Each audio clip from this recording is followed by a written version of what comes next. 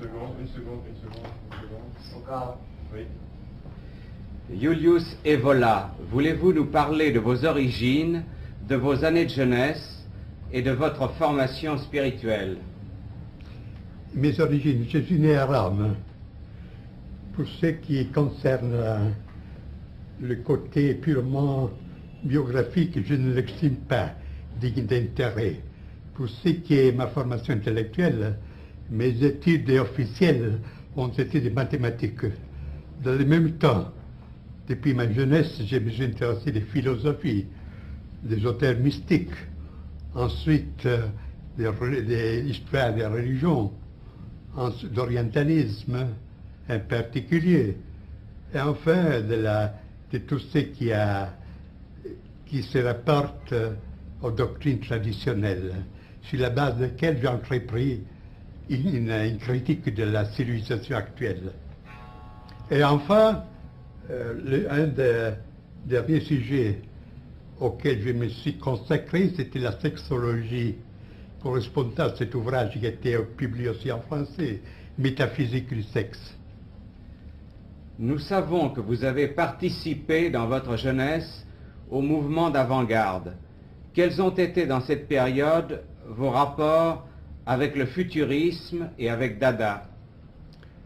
Un rapport avec le futurisme s'imposait par lui-même, parce qu'en Italie n'existait que le futurisme comme art d'avant-garde. Et j'ai connu Marinetti et des autres exponents du mouvement futuriste.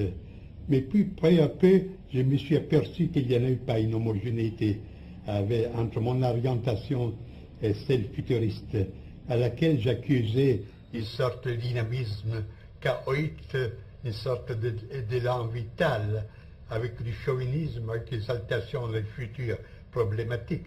Toutes ces choses, pour moi, ne marchaient pas. Et au contraire, je me suis presque immédiatement intéressé au mouvement dadaïste, immédiatement après la guerre. C'était 1919. Ben, j'étais en rapport avec Tristan Tzara, avec lequel je m'entendis très bien.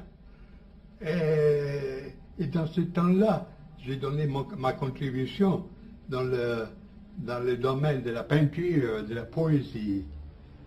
Pour la poésie, c'est ma formation précédente avait pour centre surtout le courant français, le symbolisme, Rimbaud, Mallarmé et tout cela. Et j'ai donné, comme je vous l'ai dit, je me suis entendu très bien avec Tristan Tzara. Et lui aussi avait une certaine compréhension pour mon interprétation particulière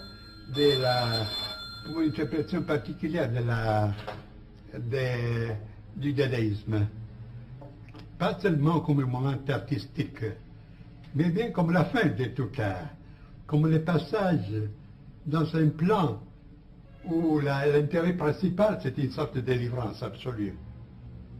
Et ce côté, dirais-je, mystique du dadaïsme, j'ai souligné aussi dans des conférences qu'il fait ici en Italie. Et j'ai trouvé une compréhension aussi chez Tzara. C'est un côté de Tzara qui est peu connu, celui-ci. Nous savons qu'en 1923, vous avez cessé de vous intéresser d'une manière active tant à la peinture qu'à la poésie. Quelles sont les raisons de ce changement? Comme je viens de le vous dire, et pour moi, toute cette expérience artistique n'avait pas une valeur seulement artistique. C'est une sorte de reflet d'une crise existentielle profonde qui était survenue immédiatement après la guerre, avec le retour de la guerre. Alors ce n'est pas un état où on pouvait demeurer. C'est là la différence, j'estime, entre l'art abstrait d'alors et l'art abstrait d'aujourd'hui.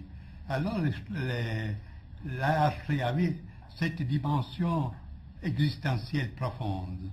Aujourd'hui, c'est une sorte de convention, de manière, qui n'a pas aucune dimension en profondité. Alors c'est évident que lorsque j'ai dépassé cette crise, aussi son expression extérieure dans le domaine artistique n'a eu plus une raison d'être. Mais si on en a vécu sérieusement et au profond cette crise, il n'y avait pas trop de chemin à choisir. Quelqu'un pouvait se tuer, les autres faire rebrousser chemin, ce qui ont fait aussi certains dadaïstes à partir d'Aragon, par exemple, ou bien s'effrayer le chemin pour une dimension ultérieure de l'expérience. C'est ce que j'essayais. En 1925 et jusqu'en 1930, vous formulez la théorie de l'idéalisme magique et de l'individu absolu. C'est le sujet de votre livre « Il Camino del Cinabro ». Nous expliqueriez-vous cette doctrine? Mais pour l'expliquer, je devais entrer dans un domaine technique de philosophie. Je peux dire en résumé que cette doctrine, c'était une synthèse entre l'idéalisme absolu de la ligne des successeurs de Kant, Schelling, Fichte, etc., de l'existentialisme avant la lettre, avec une dimension ésotérique. En troisième lieu, de la doctrine de la puissance, parce que, comme il est bien compréhensible, un des auteurs qui a exercé sur moi une influence particulière, ça a été Nietzsche. Un certain Nietzsche, parce que je ne l'approuve pas tout. Alors c'est une sorte de synthèse, là, de théorie de l'absolu absolu. On parle de la position gnoséologique, c'est-à-dire des doctrines de la connaissance. On la développe dans une doctrine du moi, et puis on considère les développements possibles de ce moi jusqu'à un idéal presque chimérique, c'était l'individu absolu. Et les phases de ce développement ont été exposées dans le deuxième volume de cette doctrine de cette théorie de l'individu absolu, qui s'appelle phénoménologie de l'individu absolu. Le mot est phénoménologie et apprendre dans le même sens de Hegel, phénoménologie des Geistes, phénoménologie de l'esprit, pas dans le sens d'un recueil de phénomènes plus ou moins. Novalis a-t-il eu une influence sur vous? En partie parce que à ce temps, j'étais assez intoxiqué par la méthode académique. Et Novalis, j'ai reconnu qu'il avait des intuitions très profondes. Mais ce qui me gênait, c'était son côté poétique et intuitionniste, pas systématique. Votre livre, La tradition hermétique, est une exposition de la doctrine secrète qui se cache sous les symboles de l'alchimie. Est-ce qu'elle a des rapports avec les enseignements que vous avez exposés dans un autre livre, également traduit en français, La doctrine de l'éveil? Non, il y a une différence. La doctrine de l'éveil, c'est une exposition systématique de l'ascèse, de l'ascétisme bouddhiste, que j'ai reconstruit sur la base des textes originaux pali. Si bien que la traduction anglaise de ces livres était recommandée par la Pali Society de Londres, qui est l'autorité la plus reconnue dans cette branche. Et alors, ce livre est considéré comme un classique sur des études sur le bouddhisme, bien que ces thèses pour la mentalité commune, pour une culture moyenne, sont révolutionnaires, parce que je considère comme un malentendu, ou bien comme une déformation, la conception du bouddhisme comme cette vision de la vie qui considère seulement le monde comme souffrance et le nirvana comme une sorte d'évasion plus ou moins dans le néant pour s'échapper à cette douleur. Je démontre au contraire, toujours sur l'appui des textes, parce que dans chaque page, vous trouvez des citations de toutes sortes, qu'au commencement, le bouddhisme était une doctrine initiatique, que le vrai sens de cette doctrine et de cette ascèse, qui avait une allure toute particulière, c'est-à-dire, dirais-je, scientifique, parce qu'il n'avait mais pas des présuppositions religieuses ou morales. Alors que le but ultime de cette discipline, c'était la réalisation de l'inconditionné. Le vrai nirvana, c'est l'inconditionné, que le bouddhisme pose au-delà même du royaume de Dieu. Et quelle est la différence avec la tradition hermétique? Et comme vous venez de le dire, la tradition hermétique, c'est un livre qui est consacré à l'exposition, à l'interprétation de cette tradition secrète qui se cache sous le symbole alchimiste de métallurgie, d'opération métallurgique. Alors, il y a une différence fondamentale avec l'interprétation, pas au sens de l'histoire profane de la science qui a fait M. Jung, parce qu'il considère tout cela, tout ce monde alchimique, pas comme un monde matériel de métaux et de substances matérielles, mais comme des projections de la libido, des archétypes, etc. Au contraire, j'expose ces enseignements comme un enseignement initiatique qui, comme tel, concerne les forces réelles, bien que pas physiques, et a pour but la transformation intérieure de l'homme. Alors là, il y a, je voudrais dire que ceux des livres, Doctrine de l'éveil et Doctrine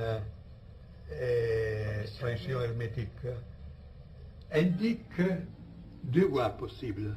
L'un, c'est d'une ascèse sèche, virile, du détachement. On réalise les noyaux, dirais-je, olympiques de l'être par les moyens du détachement absolu de tout, soit du lien terrestre, soit du lien céleste. Au contraire, la tradition hermétique a un esprit bien plus occidental, je m'aventure de le dire, c'est-à-dire a un caractère opératif. C'est une réalisation immanente, dont le but est près de ceux des grands mystères, c'est-à-dire c'est significatif que le but, que l'état ultime de la religion hermétique est signé par des symboles royaux. C'est la couronne, c'est le roi, c'est l'empereur. Et ce n'est pas les couleurs blanches de la contemplation, mais c'est les couleurs rouges du feu. Alors là, c'est une tradition très intéressante au point de vue de son affinité avec l'esprit aussi de l'Occident.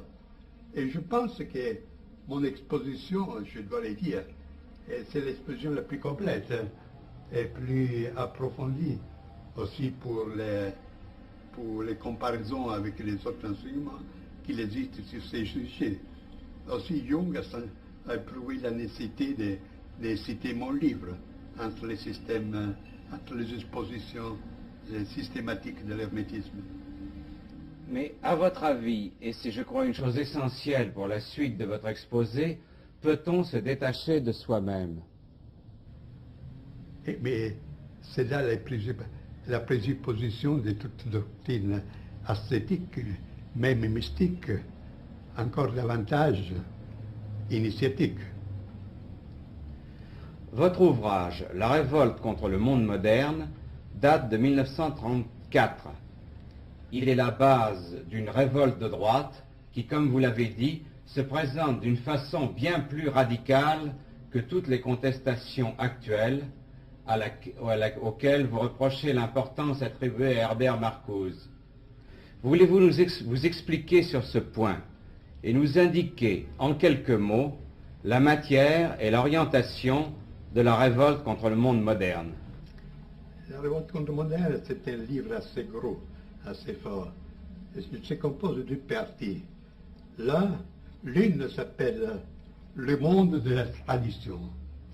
Et je cherche de donner ce qu'on appelle en philosophie une doctrine de catégories du monde traditionnel, c'est-à-dire les formes constantes dans lesquelles se présentent à travers des différences presque indéfinies, mais qui ne cachent pas l'identité de la substance, la forme dans laquelle se présentent les structures fondamentales d'une société, c'est-à-dire à partir de la royauté, la loi, l'État, l'espace, le temps, la guerre, les relations entre les sexes, le jeu.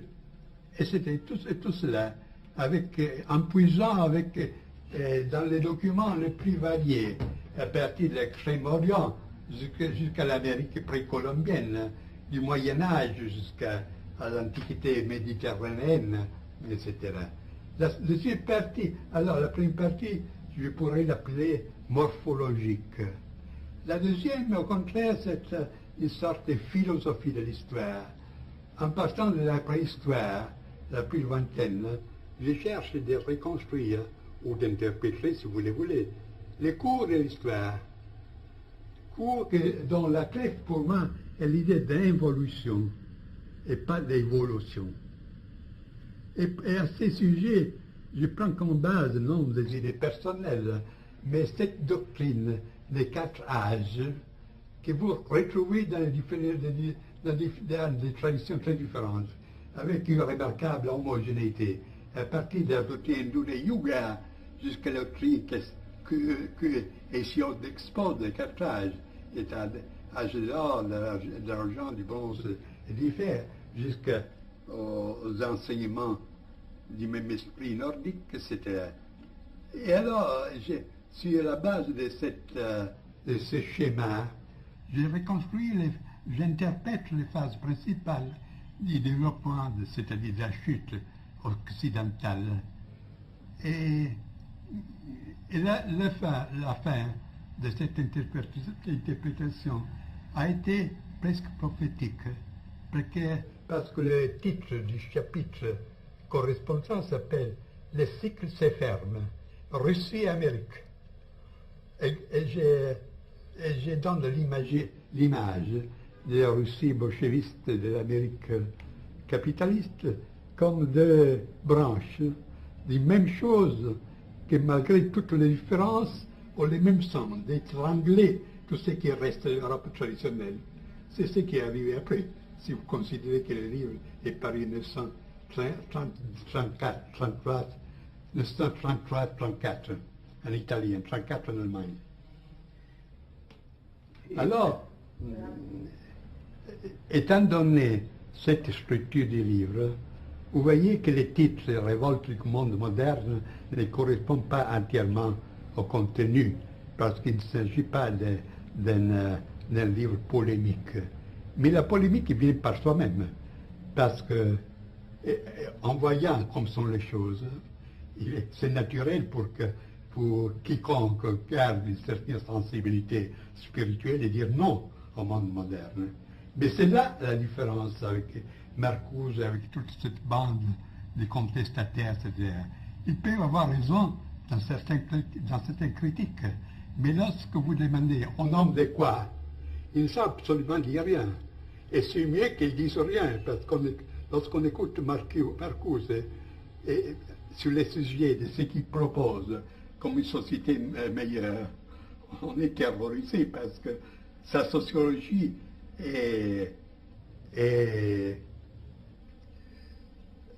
s'inspire d'un freudisme tellement grossier qui fait absolument rire.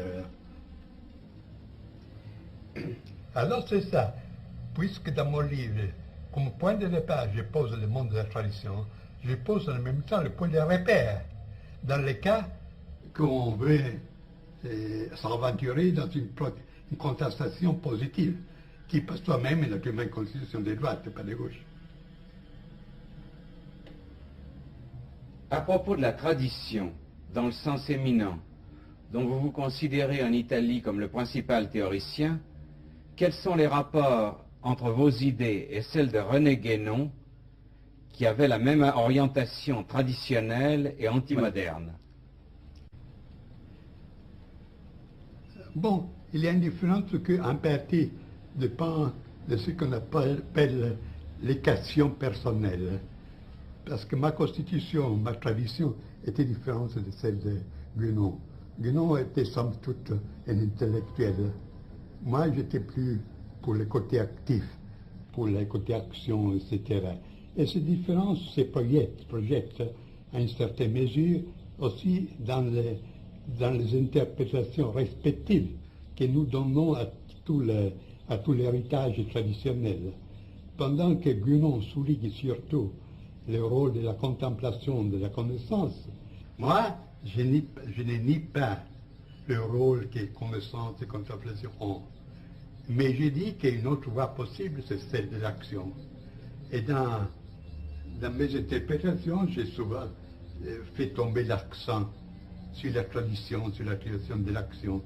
Et par là même, et on voit la différence qui consiste dans le fait que Guénon donne la priorité à la caste sacerdotale comme dépositaire de la contemplation, pendant que moi je donne la prééminence à la tradition guerrière et royale. Cette différence se reflète dans le rôle que nous donnons à l'Église et à l'Empire. Guénon estimait que si l'Occident a eu une tradition, ceci est dû à l'Église, à la tradition catholique. Moi, j'affirmais avec Dante, au demeurant, que la tradition ghibelline de l'Empire était l'exponent justement d'une tradition de la même dignité, avec une dimension surnaturelle qui est très claire dans l'idéologie ghibelline des Hohenstaufen, des empereurs allemands. Et j'ai cherché de trouver les documents, les témoignages de cette veine secrète dans la littérature chevaleresque et surtout dans le mystère du Graal, qui pour moi c'était un mystère absolument gibelin. Alors, en cherchant des témoignages sur la spiritualité impériale, sur l'ère gibelline, je me suis rapporté à toute la tradition chevaleresque, notamment la tradition du Graal, que j'ai interprété dans un livre qui est paru aussi en français, qui s'appelle Les mystères du Graal et la tradition gibelline. Et alors il apparaît que le Graal, qu'on devait retrouver pour faire fleurir de nouveau un royaume déchu, c'était justement l'héritage de cette tradition unitaire, royale et sacerdotale dans le même temps. Parce que c'est là un point de différence avec Guénon. Parce que Guénon, comme il est obligé de reconnaître, estime qu'aux origines, les deux autorités étaient réunies. L'autorité spirituelle et le pouvoir temporel étaient un. Ce qui existait jusqu'à hier au Japon, pour ne parler des anciennes civilisations, il ne vaut pas la peine de les nommer ici. Et puis que seulement ensuite, il y a eu cette division des pouvoirs. Mais alors, étant donné cette division, il estime que c'est partant du pouvoir de l'autorité spirituelle qu'on devait chercher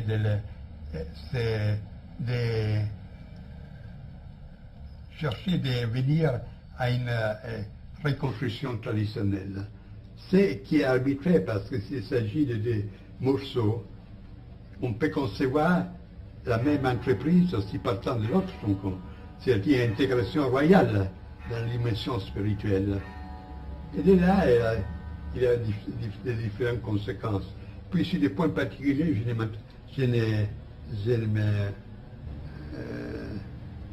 je ne m'arrête pas trop parce que ça conduirait trop lointain. Guénon estimait que l'Église catholique aujourd'hui, ce serait le point de repère, le point de repère pour un redressement traditionnel. On voit aujourd'hui où est que va l'Église. Ce sont des illusions. Et je garde une lettre de Guénon avec laquelle nous avions une correspondance très suivie, dans laquelle, puisque j'ai fait cette objection, il a dit, pour moi c'était un devoir d'indiquer certaines possibilités, mais je savais d'avance qu'il aurait eu une fin de nous recevoir. Et alors la direction aujourd'hui ouverte à gauche de l'Église ne laisse pas de doute sur cette chose. Et l'autre point de contraste, c'est au sujet de la maçonnerie, de la franc-maçonnerie. Il considère que, puisqu'il est très formaliste, que lorsqu'on organise l'organisation traditionnelle, au moins aux origines traditionnelles, garde intactes ces rites, ces cérémonies, toutes ces opérations, elle maintient sa valeur. Même si au point de vue pratique, elle subit une dégénération ou bien.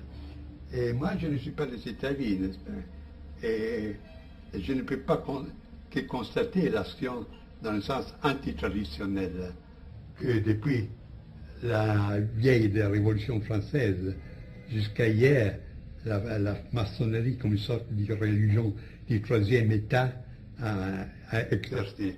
Et je suppose que la maçonnerie, qui aux origines avait un caractère initiatique, que dans cette maçonnerie se sont infiltrés, sont pénétrés des influences qui lui ont donné une direction tout à fait contraire. Est-ce que vous accepteriez de nous parler d'un point particulier? C'est le livre le plus mystérieux de Guénon, Le Roi du Monde. Oui. Qu'en pensez-vous? Eh bien là,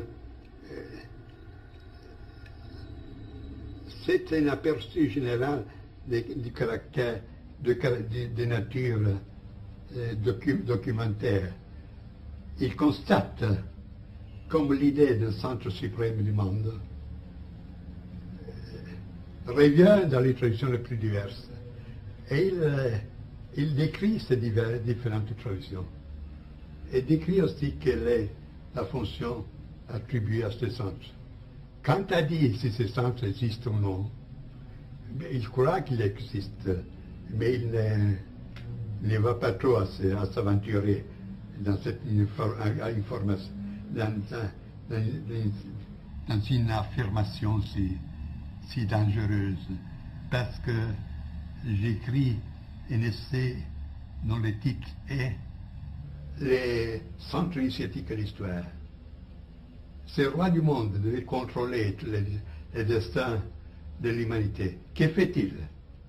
Parce qu'il est clair que l'Occident, depuis longtemps, a pris la voie du déclin, d'évolution. Et aujourd'hui, encore davantage.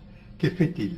Ou il ne peut pas, ou il ne veut pas intervenir. Alors, c'est là un problème. Et nous ne parlons pas du Tibet, dont les mythes étaient si fascinants, si charmants pour beaucoup de spiritualistes, de théosophes. Et il a suffi que des bandes communistes l'envahissaient parce que tout ce qui était tradition tibétaine a disparu. Sur le plan de l'action, quels ont été vos rapports avec le national-socialisme et le fascisme? Est-ce qu'à cet égard, il faut se reporter à votre livre « Le fascisme et ses critiques du point de vue de la droite », suivi des remarques sur le Troisième Reich? Bon, il faut que je dise d'abord que je n'étais ni fasciste, ni national-socialiste, ni membre d'aucun parti, comme je n'ai pas donné ma voix à aucune élection. Pour ce qui est de ces mouvements, il y a deux côtés à considérer. L'un négatif, c'est-à-dire leur négation. Et je ne pouvais pas être d'accord avec les mouvements qui s'est déclaré contre toute démocratie et tout marxisme. Alors, je pouvais accepter cette position. Pour ce qui concerne les côtés positifs, il y a des côtés valuables, des aspects valuables, des aspects qui ne l'étaient pas. Et ce que je pouvais prouver est la reconstitution de l'autorité de l'État. L'idée de dépasser la lutte des classes avec une formation hiérarchique et corporative, et certains styles militaires et disciplinés de la nation, et une certaine tendance anti-bourgeoise. Et tout cela, pour moi, allait bien. Et ce que je n'approuve pas, c'est le côté dictatorial. Chez nous, le mal est à moitié parce que, bien que nominalement, la monarchie existait encore. Au contraire, l'action du national-socialiste a été, dans un certain sens, assez destructrice parce qu'il a nié en grande partie ces traditions qui existaient même après la Première Guerre mondiale. Alors, pour cela, quels sont les rapports avec ce mouvement? Et je n'ai exercé presque aucune action dans le monde du fascisme, aussi pour des raisons particulières de mentalité et pour une sorte de maçonnerie qui s'était formée là, des groupements fermés. Pendant que j'exerçais une certaine action en Allemagne, mais justement dans ce milieu qui n'était pas justement national-socialiste, mais qui était conservateur aristocratique. Et j'étais très ami du baron von Gleichen, qui était le président du Herrenclub, du club des seigneurs de Berlin, dont le rôle est assez connu dans la période précédente. Et pas avec les mouvements nazistes en tant que tel. Pour IT, je n'avais aucune sympathie, parce qu'avant tout, j'ai trouvé qu'il était une nature prolétarienne.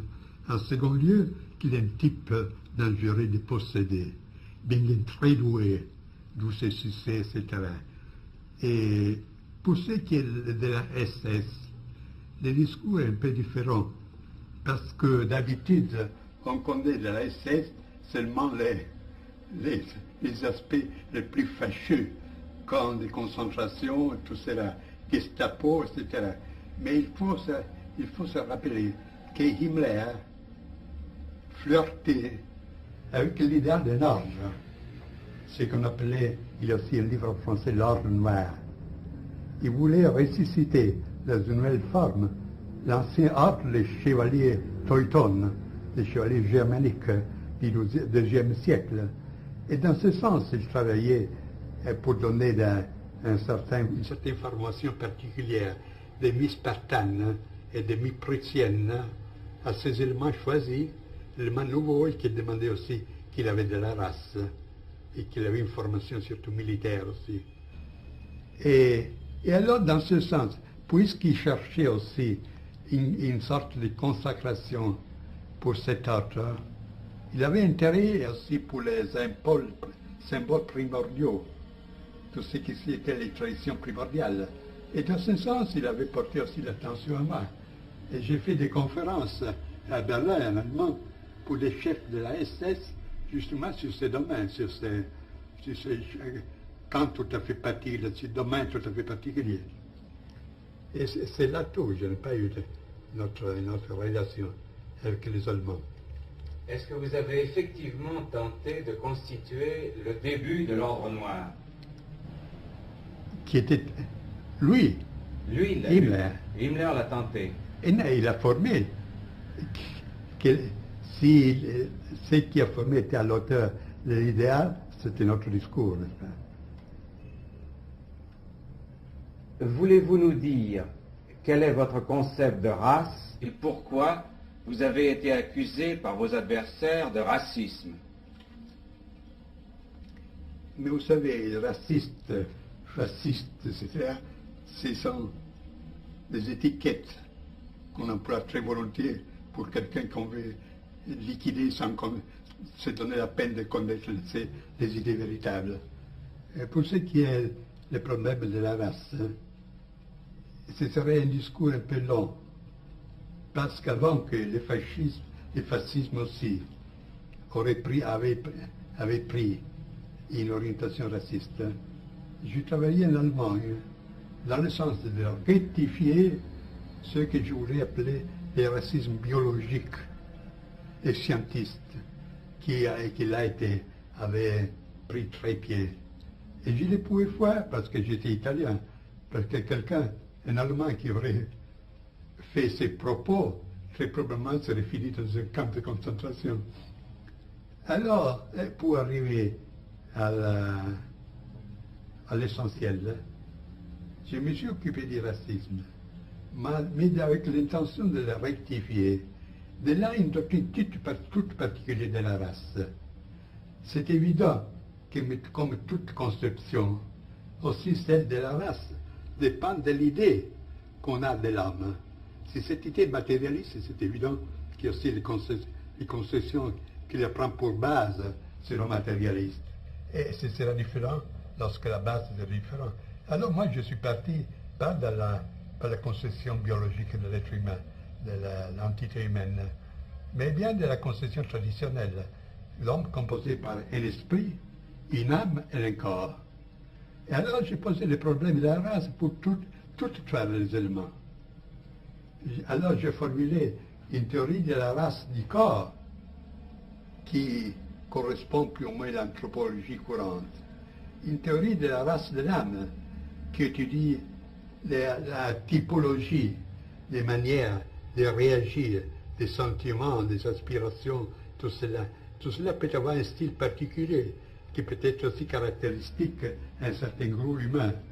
Et au sommet, il y a la race de l'esprit. Ce sont les formes typiques qui peuvent avoir l'attitude vis-à-vis au spirituel, à la vie et à la mort en général, les surnaturels, etc. Alors, dans cette manière, j'ai présenté un tableau plus complet, plus intégral du problème de la race. Et il se peut qu'intéresse que Mussolini, dont, je le dis entre parenthèses, je n'étais pas l'éminence grise, comme on a écrit en France, mais que j'ai vu seulement dans cette occasion, a eu l'occasion de lire ce livre que j'écris en Italie. Il s'appelle Synthèse de la doctrine de la race, avec ses différenciations. Et il était enchanté, au point qu'il voulait en faire la base pour une action particulière dans laquelle l'Italie aurait été le sujet actif vis-à-vis de l'Allemagne, pour la supériorité, les caractères plus complexes de cette thèse. Et c'est là la première occasion que j'ai vu Mussolini, lorsque la guerre avait déjà commencé. Alors tout se racontait, pour moi, éminence grise, Mussolini, etc., ce sont de la fantaisie pure. J'ajoute que le racisme, ce n'est pas un synonyme d'antisémitisme. Le problème du judaïsme, pour moi, existe. Mais on ne doit pas confondre les choses. Dans Les hommes et les ruines, vous avez avancé une doctrine qui se résume en ces mots: agissez de sorte que ce sur quoi vous ne pouvez rien ne puisse rien sur vous, et aussi chevaucher le tigre. Voulez-vous nous expliquer cette doctrine? Eh bien, il y a là, je me permets de le dire, une petite confusion, parce qu'il s'agit de deux livres très différents. L'un s'appelle Les hommes et les ruines, c'est-à-dire les hommes qui sont encore debout au milieu des ruines spirituelles et matérielles de l'époque ultime. L'autre, c'est à le titre Chevaucher les tigres.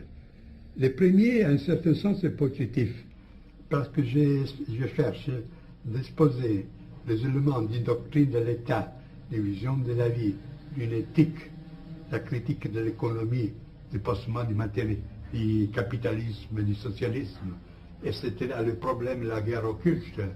Et c'était jusqu'à arriver à un chapitre final qui s'appelle l'Europe, son unité et ses conditions, où je pose les problèmes et je cherche de les résoudre selon un point de vue naturellement traditionnel. Alors ce livre a été écrit, maintenant il paraît en 3e édition, il a été écrit il y a 12 ans, dans le but de servir des points de repère par un groupement des droits italiens. Il est inutile de remarquer, de souligner que lorsque je parle des droites, je ne parle point du tout de la droite économique, qui pour moi est une subversion telle comme les marxisme et l'autre. Il s'agit d'une droite politique, aristocratique, si vous voulez, comme vous pouvez la concevoir, Metternich, Bismarck, ou si vous voulez, Borra, dans un certain sens. Alors il devait servir comme point de repère pour cette action, pour ce groupement, comme base idéologique pour ce groupement. Et je peux dire qu'après la guerre, celui-ci a été le premier livre, l'unique livre qui a exposé d'une manière systématique une doctrine antidémocratique, une doctrine aussi antisocialiste, etc. C'est l'une des choses qui existe. Maintenant, je cherche de le faire paraître en France. J'ai fait des tentatives. Et je pense que ce serait bien aussi parce on m'a dit qu'il y a assez de forces qui cherchent une orientation plus précise dans ce sens. Et chevaucher le tigre. Chevaucher le tigre, c'est bien. Tandis que le premier livre a une intention positive, le point de repère pour une reconstruction, bien que hypothétique et utopique étant donné le temps. Le deuxième livre a une orientation, a une prédisposition négative. C'est-à-dire que nous sommes désormais dans une époque de dissolution complète, qu'il y a des procès en cours qui sont arrivés à une phase telle qu'on ne peut plus les arrêter. Au point que s'opposer directement à ce procès, à ce phénomène, on risquerait d'être écrasé.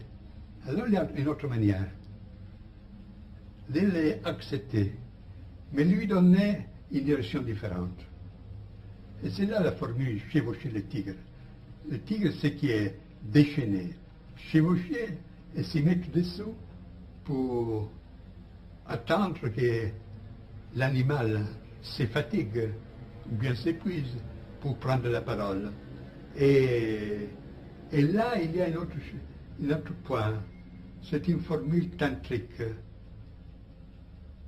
Transformer les poisons en médecine.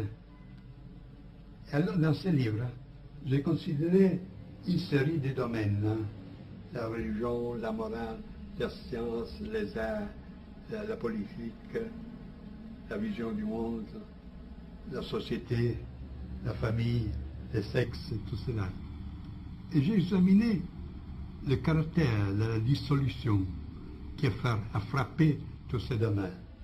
Et puis j'ai indiqué de quelle manière on peut utiliser cette dissolution, pas avec un résultat négatif pour une destruction, comme c'est le cas pour la plus grande partie des personnes, mais pour un homme que j'appelle l'homme différencié, pour acquérir une libération supérieure, en détruisant de certaines formes qui, somme toute, ne sont pas les formes du monde de la tradition, mais la forme de la civilisation de la société bourgeoise, acquérir une nouvelle supérieure liberté. Alors c'est là le thème de ce deuxième livre. Vous vous êtes beaucoup occupé du sexe et surtout de la métaphysique du sexe. Un de vos ouvrages, paru en France, y a rencontré beaucoup d'intérêt. Pouvez-vous nous en parler? Du sexe, je me suis occupé assez récemment. Et ce livre a eu son point de repère, avec l'intention que j'avais d'écrire une introduction au livre de Weininger, Sexe, caractère. Puis là, j'ai vu que la matière s'élargissait d'une manière telle que ce n'est pas possible de contenir cette introduction. Alors, naturellement, en recueillant les autres matériaux, j'écris ce livre. Et on peut dire que, dans un mot, que c'est l'anti-Freud. C'est la position de Freud. On peut dire que, tandis que Freud a découvert une dimension transcendante, mais presque démoniaque du sexe, subpersonnel, je cherche de retrouver dans l'expérience du sexe une dimension transcendante au sens supérieur, qui conduit à non. En grec, on pourrait dire anagogique, pendant que l'autre est catalogique, c'est qui conduit vers le bien. Et alors, il y a là un examen, pas seulement des formes profanes de l'amour et de l'amour sexuel, tel que presque tout le monde le connaît, pour y découvrir des, comment on dit, épirailles. Est-ce qu'il existe épirailles? Lorsque quelque chose s'entrouvre. Ah oui, une ouverture. Mais ouverture, c'est un peu. C'est une sorte disons, de sainte femme. une expérience plus profonde, de laquelle même les personnes intéressées, c'est-à-dire les personnes qui s'aiment, ne s'aperçoivent pas.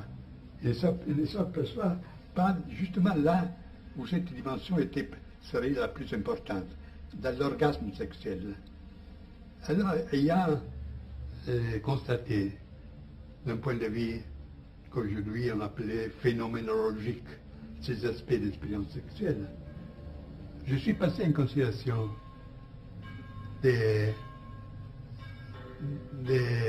d'études comparées. J'ai constaté comme cette dimension, dans les autres civilisations, avait toujours été reconnue. On connaît un sacrum sexual, c'est-à-dire un sacré du sexe, qui était la base, pas seulement pour les rites un peu répandus de tout le monde, mais aussi pour les pratiques assez précises, pour conduire l'expérience sexuelle à produire des phénomènes magiques, et statiques et mystiques. Et là, j'ai recueilli des traditions de toutes sortes, selon mon habitude. L'extrême-orient du taoïsme, au tantrisme, les pays arabes, c'était jusqu'à la démonologie du Moyen-Âge, etc. Alors, c'est la position du Freud dans ce sens. Et j'ai cherché la dilatation sur une dimension du sexe qui est autant superpersonnelle et profonde comme celle sur laquelle Freud s'est obsessionné, mais qui au contraire a pour fond le plus profond une transcendance. Et j'ajoute que la clé pour mon interprétation était le mythe de l'androgyne. Vous les trouvez comme on les connaît surtout en Europe. Chez Platon, le banquet, quelle est l'interprétation du sexe? C'est une impulsion confuse et irrésistible à restaurer une unité primordiale, qui était des êtres dont la puissance faisait peur même aux dieux. Et dans les mythes platoniques, c'est pour ça que les dieux, on les a brisés à deux, hommes et femmes. Ainsi donc, pour vous, le sexe peut être un élément de la reconstruction. Non, de reconstruction, non. Pétitisé, c'est un domaine purement individuel. C'est-à-dire que peut-être utilisé pour chercher d'approfondir l'expérience, pour déceler et assimiler cette dimension transcendante. Et c'est évident qu'il y a une opposition précise entre la liberté sexuelle d'aujourd'hui et ces doctrines. Parce qu'aujourd'hui, nous vivons dans une sorte de démonie, de démonisme du sexe. Mais c'est justement une sorte, quelque chose qui fait dépendant aux drogues. C'est des manières pour évader, pour échapper à l'angoisse existentielle. Et alors, tout finit dans des sensations plus spasmodiques et chaotiques qui ne sont absolument aucune solution du problème. Ceci, je l'ai exposé aussi dans un essai d'un de mes livres, qui n'est pas traduit en français, il s'appelle L'arco et la clave, c'est-à-dire l'arc et la massue. Mais vous-même, vous ne vous êtes jamais marié. Pourquoi? Parce que j'ai toujours tenu à ma liberté absolue, aussi dans ce champ. Je ne connais pas même ma famille, c'est-à-dire, elle existe, mais j'ai vécu toujours de manière indépendante et absolument anti-bourgeoise. Ainsi que je n'ai eu jamais une profession, une occupation dans un bureau, etc. J'ai préféré d'avoir moins de possibilités, mais une pleine liberté. Et puis, au point de vue sexuel, je ne suis pas pour la monogamie. Veuillez excuser cette question, mais on a souvent dit que vous vous livrez à des pratiques magiques à la magie noire de la voix de la main gauche tantrique. D'où pensez-vous que naissent de tels bruits, de telles suppositions?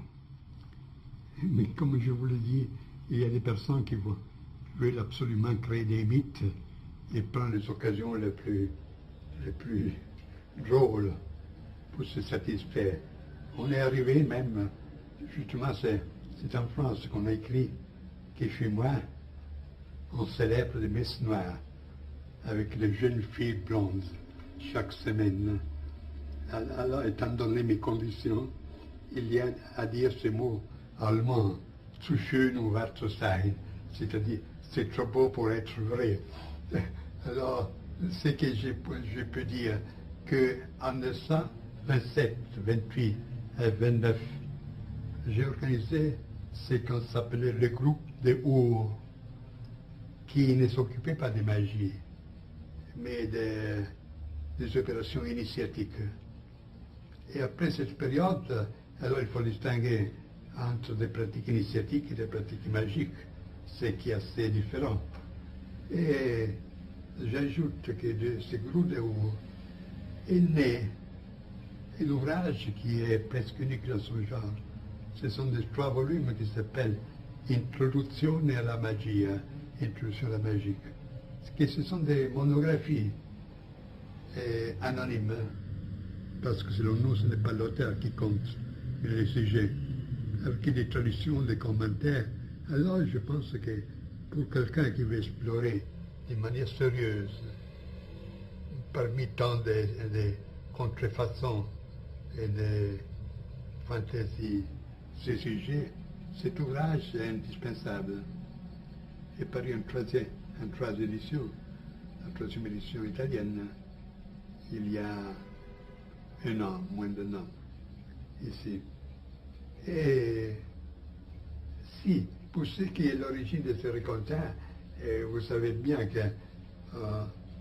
qu'en partant des théories, on arrive très facilement à supposer des pratiques correspondantes.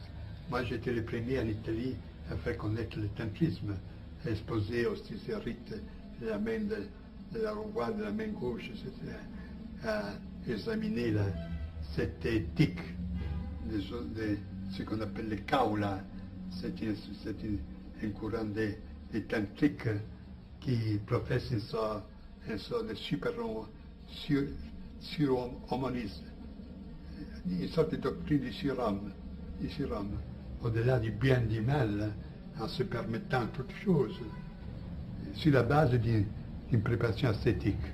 C'est là le singulier, qu'on considère l'ascétisme dans ce courant, pas pour un moyen de se détacher du monde, mais pour être libre de le vivre, sans y être pris. Et dans cette présupposition, on peut se permettre toutes choses, ce qui naturellement est assez dangereux étant donné la faiblesse humaine. Alors, à partir de ces présuppositions, de ces expositions et de la compréhension que j'ai eue pour ces doctrines, il est facile de penser que moi aussi je m'occupais de ces choses.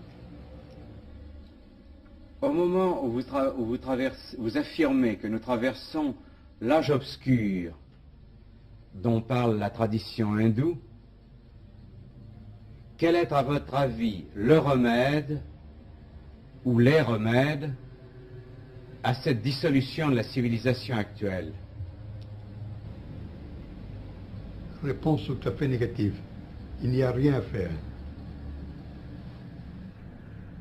Selon cette doctrine de philosophie de l'histoire ou métaphysique de l'histoire, sur une base involutive dont je vous ai parlé dans les questions précédentes, nous sommes jusqu'à la fin, presque à la fin d'un procès de dissolution qui a commencé pas hier, qui ne consiste pas dans ses aspects plus ou moins indifférents, bien que fâchés de la société de consommation, technocratie et tout ça, mais qui ont commencé bien en avant, avec la perte progressive de tout sens réel, du surnaturel, avec la coupure des liens qui rattachaient l'homme à ce qui est plus humain, Étant donné que ce procès qui a commencé depuis des siècles, nous sommes arrivés presque à la phase ultime. Et c'est assez absurde de chercher d'arrêter ce procès comme arrêter une lavine. On dit lavine, la neige, qui forme une avalanche. Une avalanche. Une avalanche. Les fermiers, lorsque presque arrivé dans la vallée, et alors il n'y a qu'à attendre, ça se rattache un peu avec la doctrine de chevaucher les tigres, comme vous pouvez bien le comprendre. Et il n'y a que dire que ce qui est important est que cette personne c'était malgré tout debout pour continuer, même de manière souterraine, et avec pas des effets immédiats, la tradition. Et je reporte souvent des beaux mots d'un poète autrichien, Wilpart, qui dit « Le souhait est que ceux qui ont veillé pendant la longue nuit se rencontrent avec ceux qui arriveront dans la nouvelle aurore. » Est-ce que vous avez l'espérance de la vie éternelle? Espérance. Vous savez que dans notre doctrine, nous n'avons ni espérance ni crainte. Où on sait une chose, on ne le sait pas. Je pourrais vous dire quelles sont les vies traditionnelles sur ce sujet, mais on n'en finirait plus. Ce n'est pas une chose à dire là. Vie éternelle, avant tout, il faut poser la question de la survivance. Puis distinguer les différentes sortes de survivance. Puis distinguer la survivance de l'immortalité, et ainsi de suite. Parler de la première mort, de la seconde mort.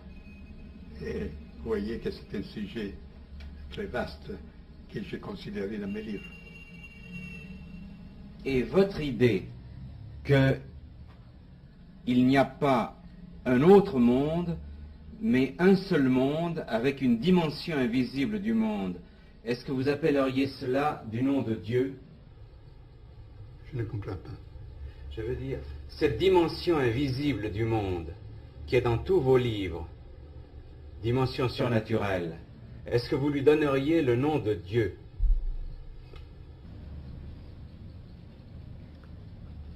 Je me permets de vous dire que la question est mal posée. Avant tout, il n'existe pas une réalité au derrière de l'autre, mais il existe de différents moyens d'expérimenter une chose unique.